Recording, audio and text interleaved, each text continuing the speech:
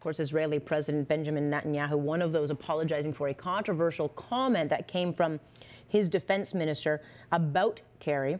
He suggested that Mr. Kerry was acting out of misplaced obsession and messianic fervor, and it would be a relief if Kerry would just get a Nobel Peace Prize, go away, and leave Israel alone.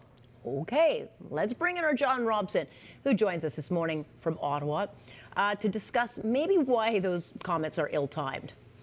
Well, first of all, I love this. He had no intention to cause any offense. Yeah. I mean, come off it. What would he have said if he did intend to cause offense? I mean, obviously, we couldn't repeat it on the air. But this apology, though necessary, is also ludicrous because what the Israeli defense minister did was say out loud what a majority of Israelis are thinking. And I noticed that his colleague, the intelligence minister, said that he agreed with the sentiment, although he regretted the outburst. The problem is that Israelis concluded 10 years ago, and this is the reason for the unilateral pullout from Gaza, that there was no partner for peace on the Palestinian side, that they could not continue to occupy all the territory captured in 1967, but they also could not make a peace deal because everybody on the Palestinian side, even the ones who in English will say, oh yes, you know, in principle we're committed to living in peace with Israel, are saying in Arabic, death to Jews. And they know this, and they've seen the terrorism that comes out not just out of Hamas, but out of Fatah.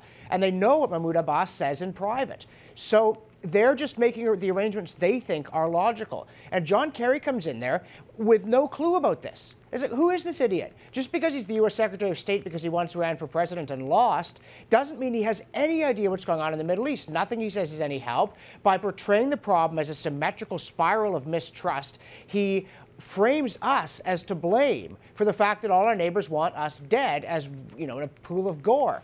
And so Israelis know there is no peace process to move forward. And then Kerry shows up with this sort of long-winded, fatuous, arrogant idiocy, and the defense minister just lets rip and says, well, go away. Someone give him the peace prize so he'll leave us alone. And again, you have to know that centrist Israelis, not just the far right, because, I mean, the far right wants all the occupied territory, but the center just thinks that John Kerry is totally deluded about what's happening to their country. Yeah, I mean, the comments in themselves, for whatever they're worth, maybe he speaks the truth of what Israelis are feeling, but he says that, you know, it's going to give already strained relations between the U.S. and Israel. It's going to make it a little bit more tenuous. Well, perhaps, but on the other hand, I think part of this was the Israelis are so fed up with the administration that they're starting to say things out loud that they've been saying in private, including to the Americans, for years. I mean, the strained relationship between Netanyahu and Obama, where do you think that came from?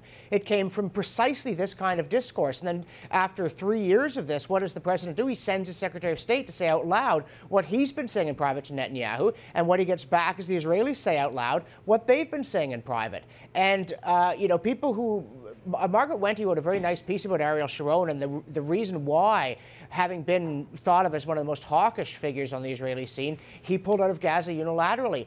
And it's so fundamental that they have made offer after offer, as I wrote about recently, and had them all swept off the table, including the British made offers to the Arabs before World War II, which, if accepted, would have prevented Israel from ever coming into existence. And the Arabs swept them off the table and launched mob violence against their Jewish neighbors.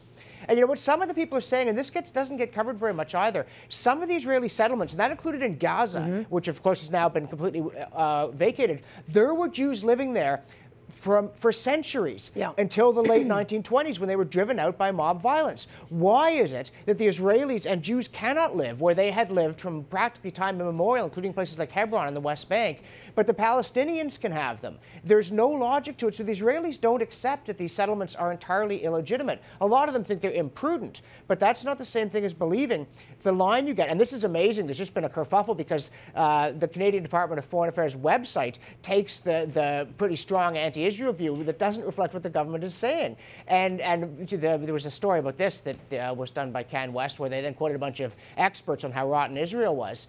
But failing to take into account that even the public service in Canada hews to this line that John Kerry's taking when the ministry tries not to. It's just so ingrained, and Israelis are fed up with it. And I can't say I blame them. Yeah, I mean, it'll be interesting to see what happens here. They're trying to broker this peace deal. Where does it go from here? Are they just going to do it then and just say, yeah, we got the deal, here you go? Only to, I mean, I think in reality, a lot of people don't think it's going to actually stick.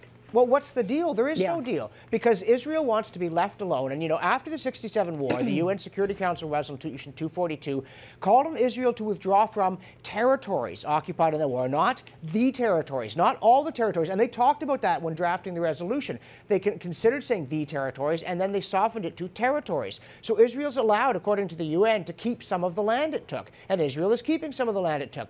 But the Palestinians, Fatah and Hamas, don't just want back the land they lost in 67. They've been offered that, and they've refused it. They want all the land, like those maps. And the UN sometimes shows these maps too, on which there is no Israel. If you go into an Arab nation's foreign ministry and look at maps of the Middle East, you won't find Israel on the map. Yeah. That's the Palestinian position. So there's no peace process. And Mahmoud Abbas, even if he wanted to, couldn't really accept the existence of Israel. But I don't believe he wants to. He's an old Arafat crony. He is not someone who wants to live in peace with the Israelis and thinks the Jew is not my enemy. You know, and again, if you could put a bug on his desk and hear what he says to his close associates in Arabic, you know, it would make your hair stand straight up on end, turn gray, and fall out. Yeah.